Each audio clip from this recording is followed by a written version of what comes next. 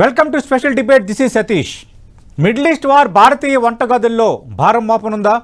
యుద్ధం వల్ల భారత్లో ధరల మోత తప్పదా? పప్పు ధాన్యాలు, డ్రై ఫ్రూట్స్ ధరలకు ఇక రెక్కలేనా? ఎగుమతికి ఛాన్స్ లేనందున బియ్యం ధర తగ్గిపోతుందా? చమురు, గ్యాస్ ధరలు ఎంతవరకు పెరగొచ్చు? Iran America యుద్ధంతో మనకొచ్చే కష్టాలేంటి? వంటగదిలో ఇరాన్ మంట, ఇదే డిబేట్ అంశం మనం మాట్లాడబోతున్నాం. ఇద్దరు నిపుణులతో చర్చలో పాల్గొంటున్నారు. ప్రముఖ ఎకనమిస్ట్ పాపారావు గారు, అలాగే ప్రముఖ బిజినెస్ అనలిస్ట్ మేఘా వెంకట్ గారు డిబేట్లో జాయిన్ అవుతున్నారు. మేఘా వెంకట్ గారు, మిడిల్ ఈస్ట్ వార్ నేపథ్యంలో భారత్పై ఇంపాక్ట్ అంటే మనం గత 4-5 రోజులుగా అందరూ కూడా ఈ ఆయిల్ కోసమే ఎక్కువ మాట్లాడుతున్నారు. హార్మోజ్ జలసంధి మూసేశారు, మనకి కొద్ది రోజుల వరకే నిల్వలు ఉన్నాయి, ఈ ఆయిల్ ఒక్కటే సమస్య కావచ్చు ఫ్యూచర్లో అని. కానీ దానికి మించి చాలా అంశాలు మనల్ని ఇంపాక్ట్ చూపిస్తున్నాయి. ప్రధానంగా ఏ ధరలు పెరిగే ఛాన్స్ ఉంది?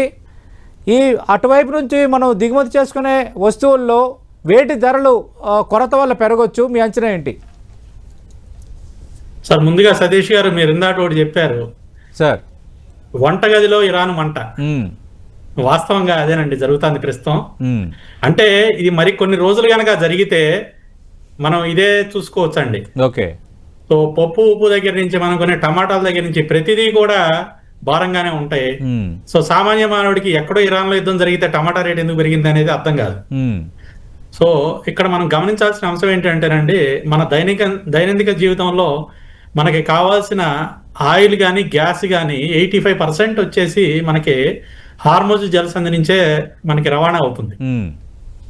సో ఈ ఇరాన్ అమెరికా వార్ వల్ల ఆ జలసంధి వాళ్ళు మూసేయటం, లేదా ఆ జలసంధి నుంచి ఏదైతే షిప్స్ ట్రావెల్ అవుతున్నాయో వాటిని మేము పేల్ చేస్తామంటాం. రీసెంట్ గా కూడా జరిగిన పేల్ చేయటం కూడా. సో రవాణా మొత్తం కూడా స్తంభించిపోయింది. So 85% of the oil and gas మనకి ఇంపోర్ట్ చేసుకునే పరిస్థితిలో మనం ఉన్నప్పుడు అక్కడి నుంచి రాకపోతే మన పరిస్థితి ఏంటి?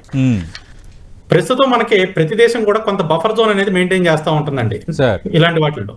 సో ఆయిల్ కి సంబంధించి చూసుకుంటే మనకి బఫర్ జోన్ వచ్చేసి 2 to 3 months బఫర్ జోన్ అయితే ఉంటుంది. అంటే 2 to 3 months వరకు నిల్వలు ఉంటాయి అత్యవసర సమయాల్లో వాడుకోవడం కోసం.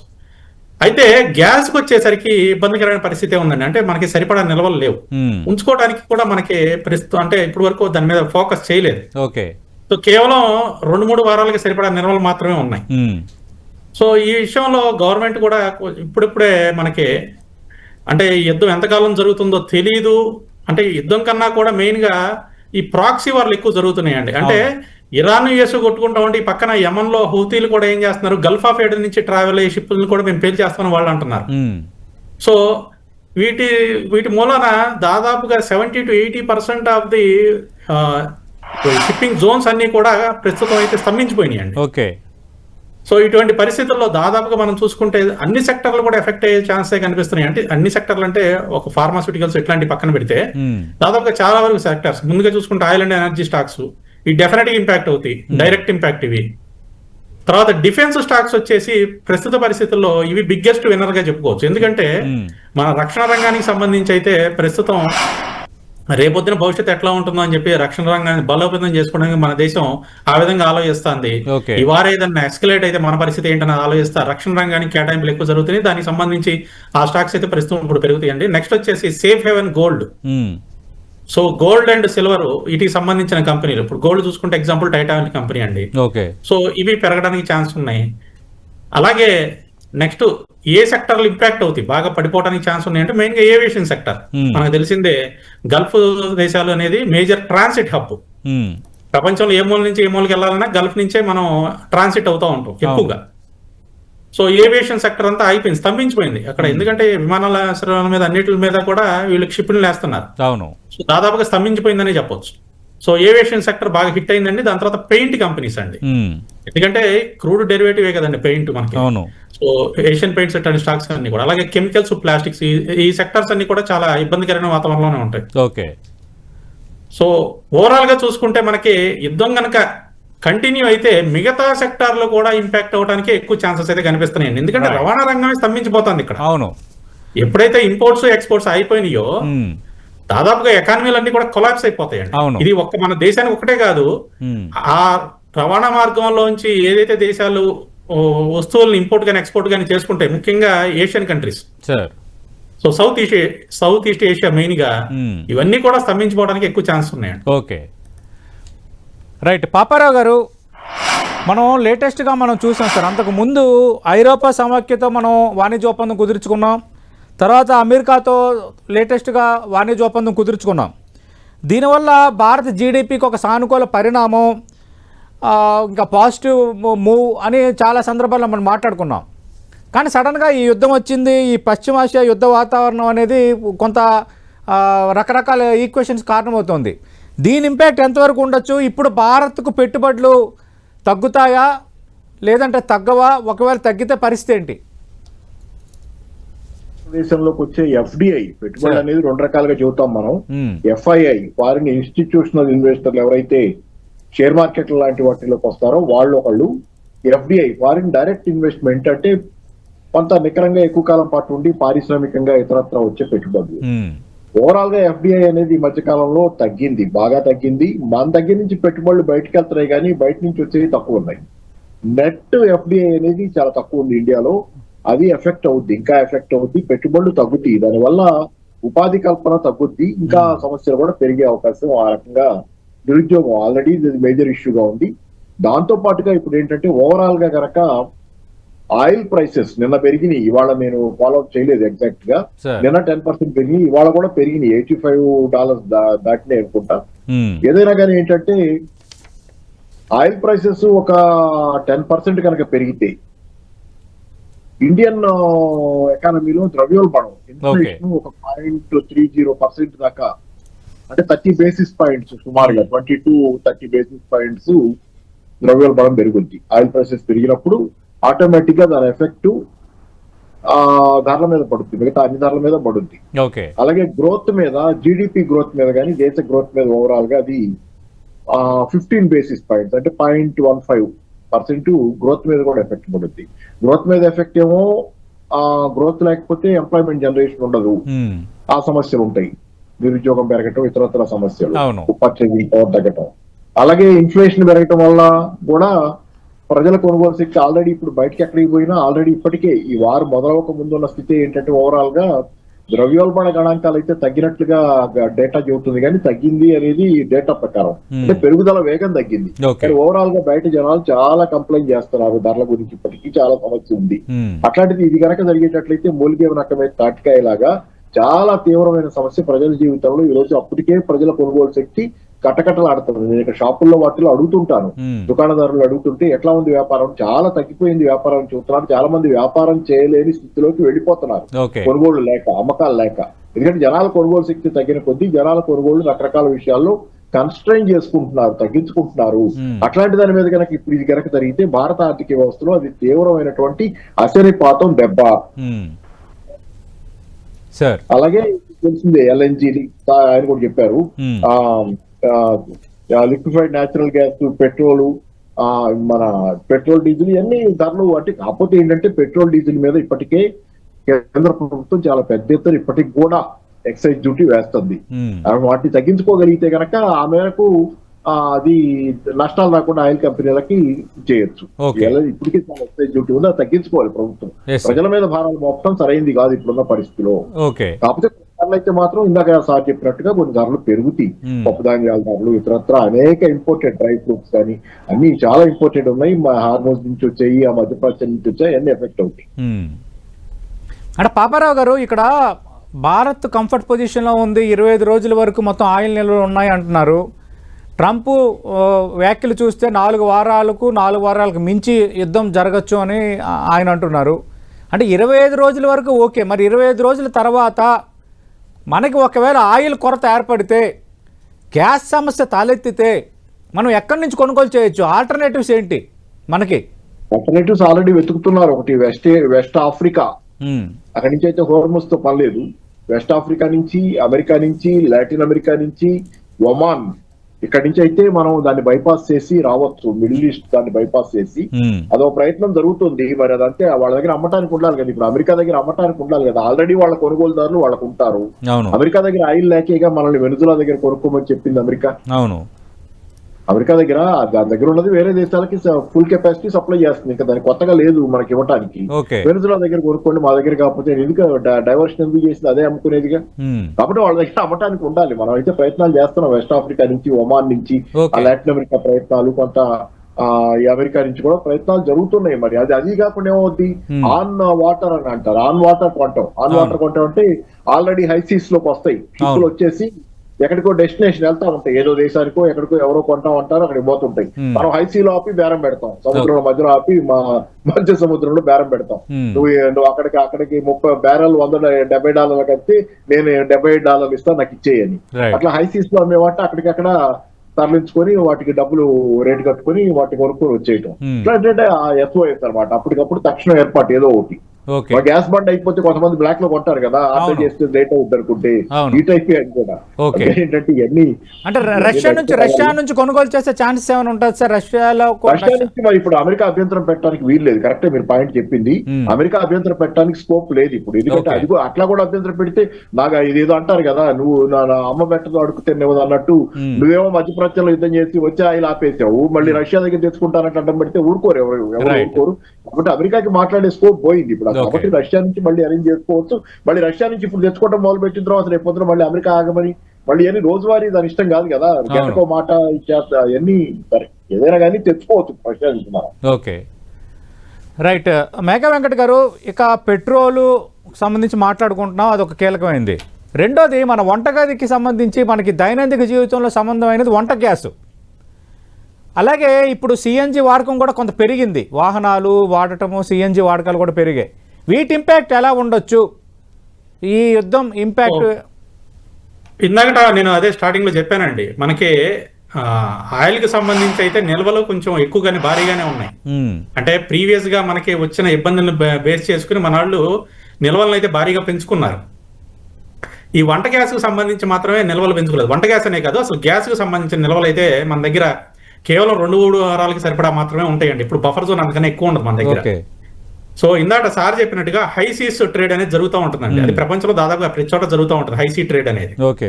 సో ఈ లిక్విడ్ఫైడ్ న్యాచురల్ గ్యాస్ ఎల్ఎన్జీలు మీకు ట్యాంకర్లన్నీ ఫిల్ చేసుకున్న తర్వాత మీకు ఓపెన్ మార్కెట్లోకి పంపించేస్తారండి. ఓపెన్ మార్కెట్లోకి వెళ్ళినప్పుడు ట్యాంకర్ ఫిల్ చేసి షిప్పింగ్ మీద పంపించేసిన తర్వాత వదిలేస్తారు సీలోకి. సో అంటే ముందు ఏదో ఒక దాంతో చిన్న కమిట్మెంట్ తీసుకుంటారు, అట్లా వదులుతారు. వదిలిన తర్వాత మళ్ళీ ఓపెన్ మార్కెట్ లో బేరం పెడతారు, మాది ఆల్రెడీ మిడిల్ లో ఉందా, మీకు ఎవరికైనా కావాలా అని. సో అట్లా మన వాళ్ళు కొంటున్నారండి, ఆల్రెడీ స్టార్ట్ అయింది. అంటే రెండోది చాలా మందికి తెలియని విషయం ఏంటంటే, మనం ఒమాన్ లో ఒక పోర్ట్ ని మెయింటైన్ చేస్తున్నాం, దుఃఖం పోర్ట్ అని చెప్పేసి. ఒమాన్ లో ఒక పోర్టు మన ఇండియన్ గవర్నమెంట్ మెయింటైన్ చేస్తానండి. సో ఆ పోర్ట్ నుంచి మనకి ప్రస్తుతం అయితే షిప్పింగ్ జరుగుతుంది వాస్తవంగా. సో గల్ఫ్ కంట్రీస్ నుంచి, అంటే మనకి సాధారణంగా ఎక్కడి నుంచి వస్తూ ఉంటాయి అంటే అండి, అంతకుముందు ఇరాన్ నుంచి కూడా వచ్చేది మనకి. తర్వాత యుఏఈ, మీ అందరికీ తెలిస్తే జవలాలి పోర్ట్ దగ్గర నుంచి వస్తుంది. సో ఈ జవలాలి పోర్ట్ దగ్గర నుంచి మనకి సౌదీ అరేబియా, అలాగే బహ్రైన్, ఖతార్, కువైట్ వీటన్నిటి నుంచి కూడా జవలాలి పోర్ట్ లో మనకి ట్రాన్స్ఫర్ చేసుకుని అటు నుంచి ఇటు వస్తాయి. తర్వాత మన వాళ్ళు ఏం చేశారంటే, స్ట్రాటజికల్ గా ఒక్కదాని మీద మనం నమ్మకం పెట్టుకుంటే బాగోదని చెప్పేసి దుఃఖం పోర్ట్ మనళ్ళే మెయింటైన్ చేస్తున్నారు. ఇరాన్ చాబార్ పోర్టును, ఒమాన్ దుఃఖం పోర్ట్, ఈ రెండు మనళ్ళే మెయింటైన్ చేస్తున్నారు. చాబార్ పోర్ట్ ని రీసెంట్ గా ఆపేశారండి ఈ కాన్ఫ్లిక్ట్ స్టార్ట్ అవ్వకముందు. సో ఒమాన్ నుంచి అయితే ప్రస్తుతానికి అయితే షిప్పింగ్ జరుగుతుంది. రెండోది ఇందాకట మీరు అడిగారు రష్యా నుంచి ఏమైనా కొనుక్కుంటే ఇబ్బంది అని. ఆల్రెడీ మన వాళ్ళు రష్యాతో మాట్లాడుతున్నారు, తర్వాత వెస్ట్ ఆఫ్రికాతో కూడా మాట్లాడుతున్నారు. సో కాకపోతే ఏంటంటే అండి, వెస్ట్ ఆఫ్రికా నుంచి వచ్చిన, రష్యా నుంచి వచ్చిన, లాటిన్ అమెరికా నుంచి వచ్చిన మనకి ట్రాన్సిట్ టైం అనేది విపరీతంగా పెరుగుతుంది. దాదాపుగా 1-2 నెలల ట్రాన్సిట్ టైం పెరుగుతుంది. దానికి తగ్గట్టుగా ఫ్లైట్ ఛార్జెస్ పెరుగుతాయి. ప్లస్ ఇమీడియట్ అవైలబిలిటీ ఉండదు. ఇమీడియట్ అవైలబిలిటీ కావాలి అంటే హై సీస్ మీద ఉన్నాయి తీసుకోవాలి. రెండోది ఆల్రెడీ మనం దుఃఖం పోర్ట్ నుంచి ట్రాన్స్ఫర్ స్టార్ట్ చేసాం కూడా. సో ఇమీడియట్ గా మనకి ఎఫెక్ట్ అయితే ఏమి అనిపించదండి, పెద్దగా పడేది ఏమీ లేదు. గవర్నమెంట్ కూడా ఒకటే చాలా క్లియర్ గా చెప్పింది, ఈ పరిస్థితిని ఉపయోగించుకుని పెట్రోలియం కంపెనీలు రేట్లు పెంచడానికి వీలు లేదు, మీరు ప్రాఫిట్ మార్జిన్ కొద్దిగా తగ్గించుకుని మీరు పాత రేట్లకే సప్లై చేయండి అని కూడా చెప్పింది గవర్నమెంట్. ప్రస్తుతానికి రేట్లుగా మనకి ఇండియాలో చూసుకుంటే పెట్రోల్ రేట్లు కానీ, సిఎన్జి రేట్లు కానీ పెరగకపోవచ్చు అండి. అండ్ రెండోది, ఇప్పుడు ఈ రోజు అంటే మనకి రీసెంట్ గా వచ్చిన న్యూస్ ప్రకారం కూడా పెంటగాన్ ఒక వార్త లీక్ కూడా అయింది. అమెరికా దగ్గర క్షిపణి నిల్వలు బాగా తగ్గిపోయినాయి అనేది ఒక వార్త అయితే బయటకు వచ్చింది. అది నిజమో కాదో మనకి తెలీదు. సో ఇదే కనుక నిజమైతే మాత్రం అంటే ఇంటర్సెప్టర్ మిసైల్స్ అండి, అన్ని కాదు, ఇంటర్సెప్టర్ మిసైల్స్ ఏదైతే ఇరాన్ తీవ్ర స్థాయిలో మిసైల్స్ వదులుతూ ఉంటే వాటిని ఇంటర్సెప్ట్ చేయడానికి వీళ్ళు మిసైల్స్ వాడుతూ ఉంటారు. ఓకే. సో ఆ నిల్వలు బాగా తగ్గిపోయినాయి అనేది ఒకటి వచ్చింది. అదే కనుక నిజమైతే మాత్రం వీళ్ళు ఇమీడియట్ గా సీజ్ ఫైర్ లోకి వెళ్తారండి. అంటే కొద్దిగా పాస్ ఇస్తారు, పూర్తిగా కానీ కొద్దిగా పాస్ ఇస్తారు. ఓకే. సో అది జరిగినా కూడా పర్వాలేదు. రెండోది ఇరాన్ వాళ్ళు ఇంకోటి కూడా చెప్పారు, చైనాకి పంపించే షిప్పుల్ని మేము ఆపమన్నారు. అది రీసెంట్ న్యూస్ అండి. అవును సార్, అవును.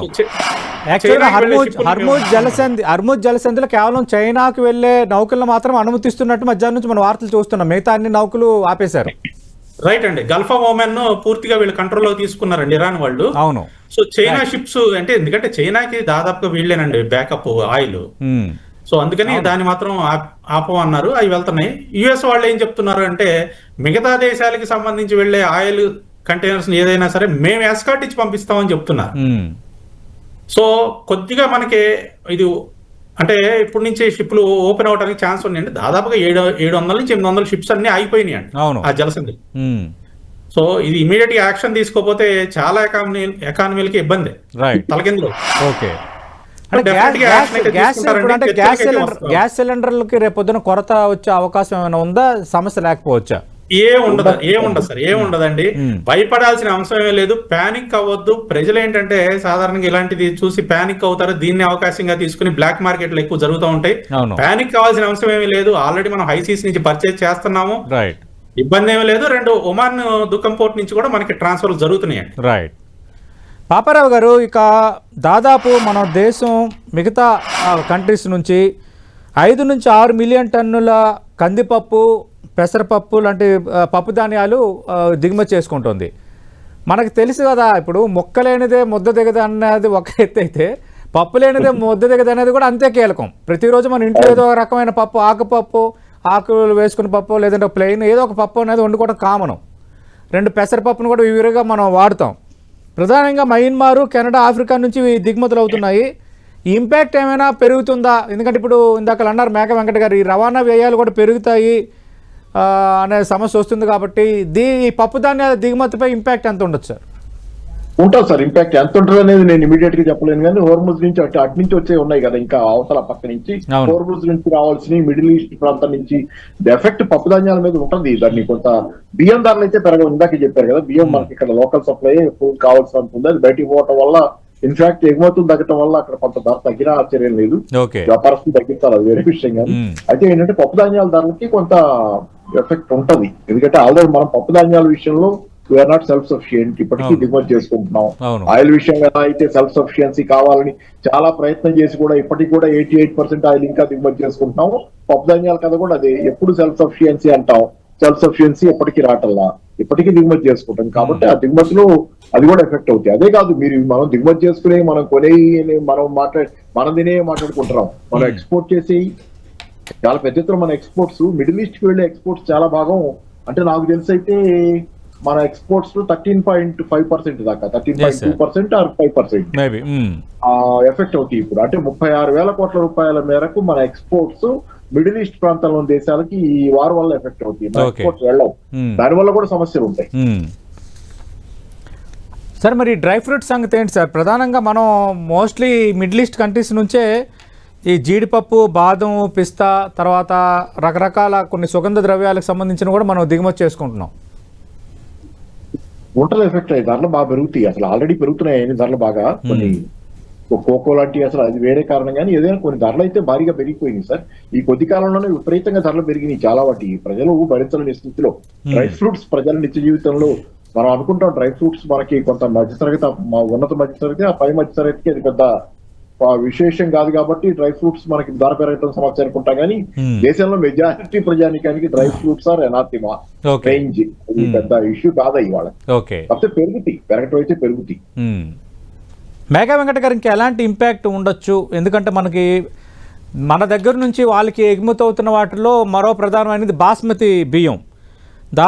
దాదాపు భారత ప్రీమియం బాస్మతి బియ్యం 4 లక్షల మెట్రిక్ టన్నుల మేర ఎగుమతి కాకుండా ఆగిపోయింది గత 3 రోజులుగా అని రైటర్స్ ఒక కథనం కూడా వచ్చింది. అలాగే ఇందులో 2 లక్షల మెట్రిక్ టన్నులు మార్గ మధ్యంలో, అంటే తీసుకువెళ్తున్న మార్గ మధ్యలో ఆగిపోయాయి. అలాగే ఇండియన్ పోర్ట్స్లో మరో 2 లక్షల మెట్రిక్ టన్నుల బాస్మతి బియ్యం నిలిచిపోయింది. దీని ఇంపాక్ట్స్ ఎట్లా ఉండొచ్చు? ఇది కొద్దిగా ఇంపాక్ట్ అయితే ఉంటదండి. అంటే వీళ్ళు ప్యాసేజ్ క్లియర్ చేయట్లేదు. వాస్తవంగా అక్కడ ఏం జరుగుతుంది అంటేనండి, మీకు ఒమాన్ పోర్ట్ ఒకటి ఖాళీగానే ఉంది. కాకపోతే ఏంటంటే యుఎస్ వాళ్ళు ప్యాసేజ్ క్లియర్ చేయట్లేదు. ఓకే. సో ఇరాన్ నుంచి ఎటువైపు నుంచి ఏదైనా దాడులు జరగచ్చు అనే ఉద్దేశంతో ప్యాసేజ్ క్లియర్ చేయకపోయేసరికి కమర్షియల్ షిప్పింగ్ వెజల్స్ అన్ని కూడా అయిపోయినాయి. రెండోది ఇంకొక ఆల్టర్నేటివ్ రోడ్ కూడా చూస్తున్నారు. అంటే మనకి ఇజ్రాయెల్లో హైఫా పోర్ట్ కూడా మన వాళ్ళు మెయింటైన్ చేసేది అదాని. సో అటువైపు వెళదామన్నా కూడా ఇక్కడ ప్రాబ్లం ఏమవుతుంది అంటే గల్ఫ్ ఆఫ్ ఏడెన్ లో యెమెన్ వాళ్ళు ఉన్నారు. ఓకే. సో ఈ యెమెన్ వాళ్ళు కూడా గల్ఫ్ ఆఫ్ ఏడెన్ నుంచి సూయిజ్ కెనాల్ ద్వారా షిప్పింగ్ వెళ్లే రూట్లలో మేము దాడి చేస్తామని చెప్పేసి వాళ్ళు ఈ మధ్య ఒక 2-3 మీద బాంబులు వేశారు. సో దాంతో ఏమైందంటే స్తంభించిపోయిందండి దాదాపుగా. సో ఇప్పుడు ఏం చేస్తున్నారంటే సౌదీ అరేబియా కూడా కొద్దిగా అటు ఇటుగా వార్ రంగంలోకి వచ్చే సూచనలు అయితే కనిపిస్తున్నాయి. వస్తున్నారో తెలియదు కానీ, బట్ వాళ్ళు చెప్పిన స్టేట్మెంట్ ఏంటి అంటే ఇరాన్ వాళ్ళు మిసైళ్లు మా మీద వేస్తా ఉంటే మీరు గమనించే ఉంటారు, రిఫైనరీల మీద కూడా రిఫైనరీ మీద. ఎస్. సో వాళ్ళ ఎకానమీని దెబ్బతీస్తా ఉంటే మరి ఆ దేశం కూడా ఎందుకు ఊరుకుంటుందండి? మేము కూడా వస్తాము, మేము కూడా దీంట్లోకి ఎంటర్ అవ్వాల్సిన పరిస్థితి వస్తుంది అని చెప్తున్నారు. సో అది కనుక జరిగింది అని అంటే కొద్దిగా ఇది ఎక్స్పాండ్ అవుతుందండి. బట్ ఎక్స్పాండ్ అయితే మాత్రం కొద్దిగా ఇదంతా స్తంభించిపోతుంది. ఎక్స్పోర్ట్ ఇంపోర్ట్ రంగం ఎక్స్పాండ్ అవ్వకోకుండా చర్చల ద్వారానే ఇది సానుకూలంగా క్లోజ్ అవడానికే మనం అందరూ ఆశించాలండి. రైట్. పాపారావు గారు ఏదో మాట్లాడుతున్నారు సార్. చిన్న సబ్మిషన్ ఏం లేదు. ఇప్పుడు సౌదీ అరేబియా ఎంటర్ అవుతుంది వార్ అనేది ఇక్కడ సరే తప్పదు. ఇది వాళ్ళు ఆర్మకో వాళ్ళ దీని మీద ఆయిల్ రిఫైనరీ మీద ఇప్పుడు రెండోసారి అటాక్ జరిగింది. వాళ్ళు ఇట్ ఈస్ ఎఫెక్టెడ్. కాకపోతే ఇక్కడ నేను చెప్పేది ఒకటి, Saudi Arabia double role play చేస్తుంది అనేది వార్తలు. ఏంటంటే ఇంటర్నల్ గా మీటింగ్స్ జరిగినప్పుడు మాత్రం ఇరాన్ మీద యుద్ధానికి ఎగదొస్తుంది వీళ్ళని, బయట మాట్లాడే దగ్గరికి వస్తే సైలెంట్ గా ఉంటుంది. ఆ యుద్ధం ఇష్టం లేనట్లుగా ఒక రకంగా ఉంటుందని. ఇక్కడ ఏంటంటే double role, dual role play చేస్తున్న వాళ్ళలో సౌదీ అరేబియా కూడా ఉందనే వార్తలు కూడా కొన్ని ఉన్నాయి. అంటే ఫైనల్ గా ఎప్పటికల్లా ఇది చల్లారొచ్చు సార్? 4 వారాలని ట్రంప్ అంటున్నాడు కదా, నిజంగా 4 వారాల పాటు కొనసాగే అవకాశం ఉందా? ఎందుకంటే యుద్ధం ఇంకెన్ని రోజులు ఎక్కువ సాగితే అంత ఇంపాక్ట్ మన ఆర్థిక వ్యవస్థ మీద ఉంటుంది, మన దిగుమతుల మీద ఉంటుంది, మనం ఇప్పుడు మాట్లాడుకుంటున్న ఈ టాపిక్ సంబంధించిన అన్ని అంశాలపైన ఉంటుంది. మీ అంచనా అంటే ఎప్పటికల్లా కొంత కన్క్లూజన్ అవ్వచ్చు? మధ్యలో ఇందాక మేక వెంకట గారు అన్నట్టుగా ట్రంప్ కొంత ఏమైనా సమస్య ఎదుర్కొంటున్నాడా, కొంత వెనక్కి తగ్గే ఛాన్స్ ఉందా? అంటే ట్రంప్ గురించి వాళ్ళ అమెరికన్ కాంగ్రెస్ లో వచ్చిన ఇదేంటంటే నిమిషానికి ఒక కారణం చెబుతున్నాం, యుద్ధం ఎందుకు చేసామంటే అసలు కారణం చెప్పేంటి, అసలు నీకు తెలుసా యుద్ధం ఎందుకు చేస్తున్నాం అనే ప్రశ్న వాళ్ళు వేశారు. బియాన్ టీవీలో చూశాను ఇందాకే వాళ్ళు వేస్తున్నారు, అసలు యుద్ధం ఎందుకు చేస్తున్నావు నీకు తెలుసా, నిమిషానికి ఒక కారణం చెబుతున్నావు, ఇందుకు చేస్తున్నాను నీకే తెలుసా, తెలీదా అనే ప్రశ్న వేస్తున్నారు. అందుకని మతి లేని వాడి చేష్టలాగా ట్రంప్ ఎందుకు చేస్తున్నాడు, ట్రంప్ కు తెలుసా లేదా లేకపోతే హిడెన్ ఎజెండా ఉందా? రెండోది యుద్ధం ఎప్పుడు ఆగుద్దంటే కొమేనీని చంపకపోతే గతంలో పోయిన సంవత్సరం ఇరాన్ ఇజ్రాయెల్ మధ్య యుద్ధం జరిగినప్పుడు అమెరికా వచ్చి ఆ అణు కేంద్రాల మీద దాడి చేసినప్పుడు ఇరాన్ లో యుద్ధం తేలిగ్గానే ఆగింది. అంత దాడి చేసిన చర్చలు చేస్తున్నారు, సీజ్ ఫైర్ ఒప్పుకున్నారు, 12 రోజుల్లో అయిపోయింది. అప్పుడు తేలిగ్గానే ఒప్పుకున్నారు, అటు ఇటు అందరూ ఒప్పుకున్నారు. కానీ వాళ్ళ కొమేనీ మీద మీరు చేశారు చూసారు, కొమేనీని చంపారు కదా, దానివల్ల ఆ యుద్ధం ఆగే అవకాశాలు తగ్గినాయి. ఎందుకంటే అది ప్రజల్లోకి బాకింది యుద్ధం. ఈ రోజు ప్రజల్లో కోరుకుంటున్నారని అదే చెబుతుంది ఇరాన్. ఏం చెబుతుంది, రివెంజ్ ఈజ్ అవర్ డ్యూటీ అంటుంది, ప్రతీకారం మా కర్తవ్యం అంటుంది. ఎందుకంటే ప్రజలు ఆ స్థాయిలో ఆగ్రహంగా ఉన్నారు ఇరాన్ లో. సో కాబట్టి యుద్ధం ఆగుద్దంటే మరి చర్చలకే రానంటుంది కదా ఇరాన్. చర్చలకి రమ్మంటే చర్చలకే రా, వాళ్ళు వెనకాల ఏం అడుగుతున్నారో మరి, కానీ చర్చలకు ఇచ్చలేవు, నేను ఇలా చేస్తానే ఉంటాను, మిమ్మల్ని సంగతి చూస్తానంటారు. మరి యుద్ధం ఆగటం అంటే ఏమవ్వాలి, ఎవరో ఒకళ్ళు పూర్తిగా అలసిపోయో అంతా అయిపోయో ఆగాలి యుద్ధం అంటే. రైట్. చూద్దాం సార్, అంతా పరిస్థితి సర్దుమనగాలనే ఆలోచిద్దాం. అలాగే మన ఎగుమతులకి మార్కెట్ ఉండాలి, దిగుమతులకి మార్కెట్ ఉండాలి. వెంకట గారు మాట్లాడండి సార్. ఐరాసాలో ఇరాన్ యొక్క ప్రతినిధి ఏమంటున్నారు అంటే మేము చర్చలకు సిద్ధంగానే ఉన్నామంటున్నారు, కానీ అమెరికన్స్ ఒప్పుకోవట్లేదు. ట్రంప్ చర్చల పరిస్థితి దాటిపోయింది అని అంటున్నారు. అవును, కాకపోతే ఇది చర్చలకి ఇంకా ద్వారాలు తెరిచే ఉన్నాయండి, చర్చలు జరగవచ్చు. రైట్. యుద్ధం అంటే డైరెక్ట్ వార్ అయితే అవుతుంది, కానీ ప్రాక్సీ వార్లు అంటే ఒక విధంగా చెప్పాలంటే కుర్దిష్ ఫైటర్స్ వీళ్ళంతా ఉన్నారు. సో ఈ ప్రాక్సీ వార్లు అయితే కంటిన్యూ అవుతాయండి. రైట్. థ్యాంక్ యూ వెంకట్ గారు, థ్యాంక్ యూ పాపారావు గారు. మనం చూస్తున్నాం అటు ఇరాన్ వంటగదిలో ఇరాన్ మంట, నేను అన్నట్టుగా నిజంగా అదే పరిస్థితి ఉంది. ప్రధానంగా పప్పు దినుసులు దిగుమతి మీద ఎక్కువ మనం ఆధారపడుతున్నాం కాబట్టి అవి ఆగిపోయిన వాతావరణం ఉంది.